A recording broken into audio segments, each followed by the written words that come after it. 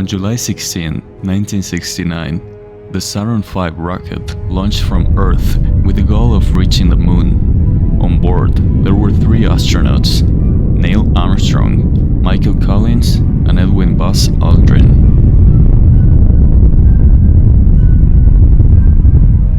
After completing orbital acceleration around Earth, it would take them 4 days and over 400,000 kilometers, roughly 250,000 miles, to reach their destination, marking a giant leap in human history. So why, 66 years later, is it still so hard to return to a place we once considered conquered? What happened during these 6 decades that made returning to the Moon such a difficult task? Did we even get there in the first place? What is the real mystery behind this historic feat?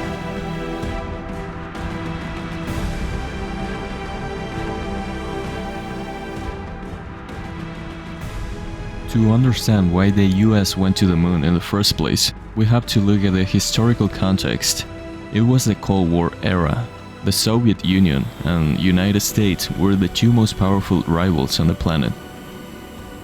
Not only on Earth, but also in space. Early on, the Soviets led the way, launching plants, animals, satellites, and even sending the first human to orbit Earth in 1961.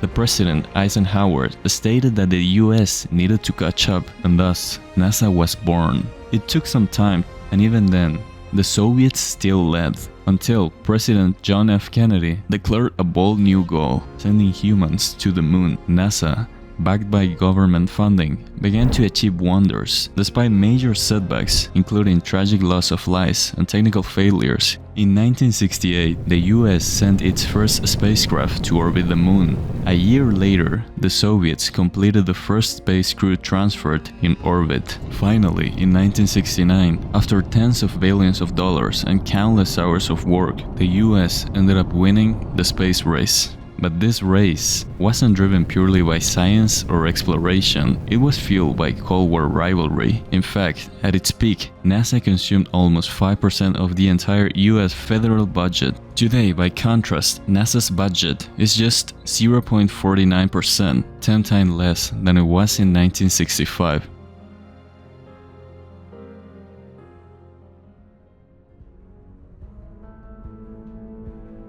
In current times, the next crewed Moon mission is estimated to cost around $90 billion, nearly 4 times NASA's current annual budget. They have been financing this mission since the early 2010s because the current budget is simply not enough. If you're wondering, NASA cannot reuse the Apollo-era equipment for several reasons. 1. Much of it is preserved as museum pieces. 2. The infrastructure to build Saturn V no longer exists. And 3. The rocket's internal technology is now outdated.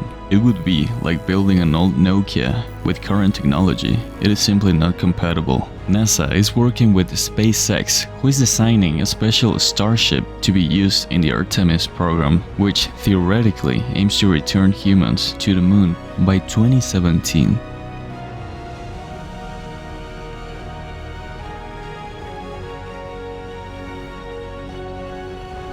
After the first landing in 1969, the Soviet Union and eventually other nations concluded that going back wasn't financially or scientifically worthwhile. Why send humans when robots, probes, and satellites, which have drastically advanced over decades, can do the job faster, safer, and cheaper? Still, many countries are trying again, but most moon landings fail. Why? Because the Moon has virtually no atmosphere. There is no air resistance to slow down landers. They must rely on precise propulsion to land gently. Add to that a landscape filled with craters and uneven terrain, and choosing the right landing spot becomes extremely difficult. That's why many modern attempts fail. This time, the plan is different. Instead of short-term wins, the goal is long-term sustainability. The idea is to build a base on the moon to help support future missions to Mars and beyond.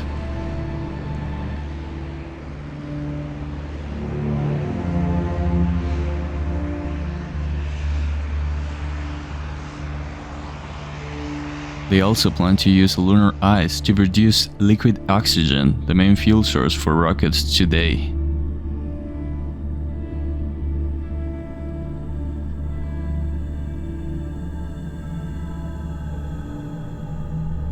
Rocket technology itself has changed little in 65 years. We still rely on chemical propulsion,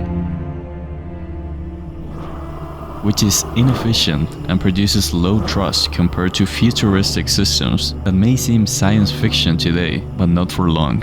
Modern rockets mostly use liquefied gases like liquid oxygen, liquid methane, or liquid hydrogen. Besides providing limited thrust, these liquid gases or fuel are consumed in enormous amounts just to escape Earth's gravity.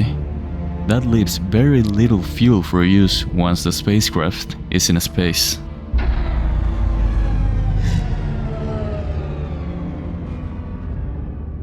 Future propulsion methods include ion or electric propulsion, using electricity to positively ionize a gas and then use it as a propeller by two grids in the quote-unquote nozzle of this system. Highly efficient and much faster, but much poorer thrust, at least today.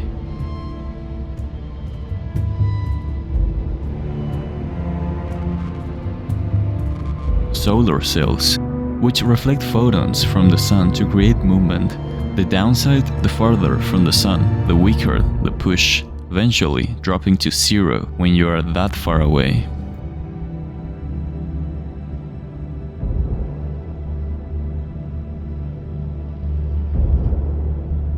Fusion propulsion, by far the most promising, but also the most feared. This would involve carrying a fusion reactor on board using deuterium and helium-3, or tritium. These gases would be fused at extreme temperatures into plasma, then magnetically channeled out the rear to generate incredible thrust and efficiency, potentially reaching 5% of the speed of light, a quantum leap compared to today's rockets. NASA once considered a related concept in Project Orion, which proposed detonating atomic bombs behind a spacecraft for propulsion. The idea was shelved, and the use of nuclear materials in space was banned in 1963.